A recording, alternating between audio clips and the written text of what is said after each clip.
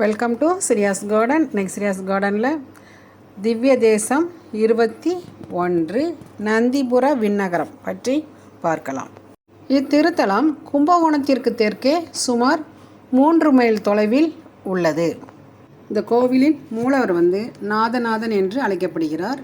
விண்ணகர் பெருமாள், யோக ஸ்ரீனிவாசன், ஜெகநாதன் என்று பல பெயர்களில் அழைக்கப்படுகிறார். தாயார் செண்பகவல்லி அம்மாள். தீர்த்தம் நந்தி தீர்த்த புஷ்கரணி.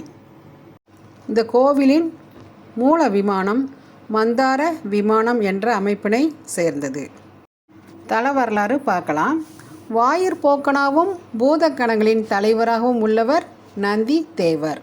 சிவபக்தியில் சிறந்தவர் இவர். இவருடைய அனுமதி பெற்றுவிட்டு தான் நாம் சிவாலயங்களில் தரிசனம் செய்ய முடியும்.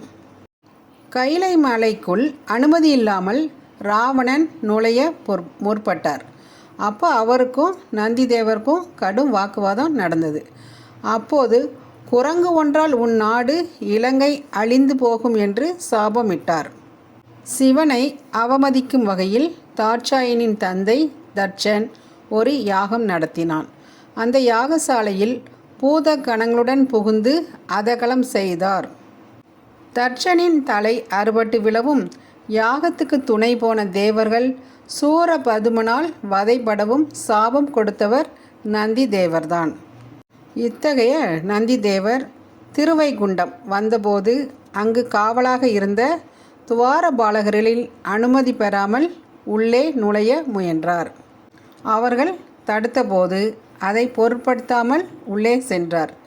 இதனால் கோபமடைந்த துவாரபாலகர் நந்தி தேவரின் உடல் முழுதும் வெப்பம் ஏறி சூட்டினால் துன்பமுறுவாய் என்று சாபம் இட்டனர். அவர் துடித்து போனார். இதை கேட்டோன்னே பலரிடமும் உபாயம் கேட்டார். எரிச்சல் தீரல. இறுதியில் சிவனிடம் இதை சொல்லி தீர்வு கேட்டார்.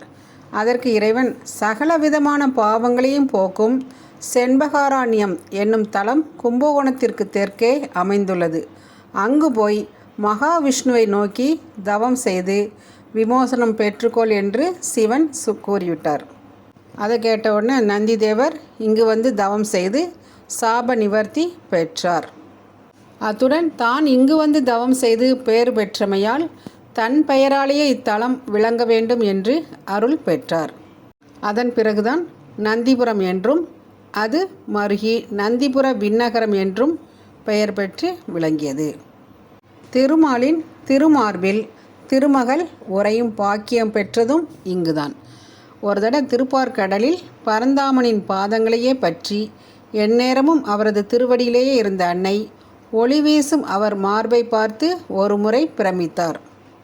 தான் எந்நேரமும் அங்கேயே வாசம் செய்ய வேண்டும் என்றும் விரும்பினார். அதற்காக செண்பகாரண்யம் எனப்படும் இத்தலம் திருமாலை வேண்டி கடும் தவம் செய்தார். பார்க்கடலில் திருமகளை பிரிந்து தனித்திருந்த திருமாலும் ஒரு ஐப்பசி மாத சுக்லபட்ச வெள்ளிக்கிழமையில் அலைமகளுக்கு காட்சி அளித்தார். அன்னையும் மனம் மகிழ்ந்தாள். உன் விருப்பப்படி நீ எம் மார்பில் இனி உறையும் என்று ஆசீர்வதித்தார். கிழக்கு நோக்கி திருமகளை எதிர்கொண்டு ஏற்றமையால் இங்கு பெருமாள் மேற்கு நோக்கி எழுந்தருளி உள்ளார். திருமாலை பிரிந்து தவமிருந்து மீண்டும் தரிசனம் பெற்று இணைந்தமையால் திருமண பிரார்த்தனைக்கு இது உகந்த தலமாகும். தாயாருக்கு 9 வெள்ளிக்கிழமைகளில் தொடர்ந்து அர்ச்சனை செய்து பாசிப்பயிர் சுண்டல் வைத்து பிரார்த்தித்து வர நினைத்த காரியம் கைகூடும். இந்த கோவிலோட சிறப்பு இங்கு உள்ள மூலவர் ஜெகநாதன் வீற்றிருந்த திருக்கோலம் ஆகும். இந்த திருக்கோவிலுக்கு சென்று நாமும் பெருமாளை தரிசித்து எல்லா நலன்களும் பெறுவோமாக. இதை ஷேர் பண்ணிங்கன்னா எல்லாருக்கும் பயனுள்ளதாகும். அடுத்த வீடியோவில் சந்திக்கும் வரை சிரியாஸ் கார்டன் சுந்தரி செல்வம். தேங்க்யூ.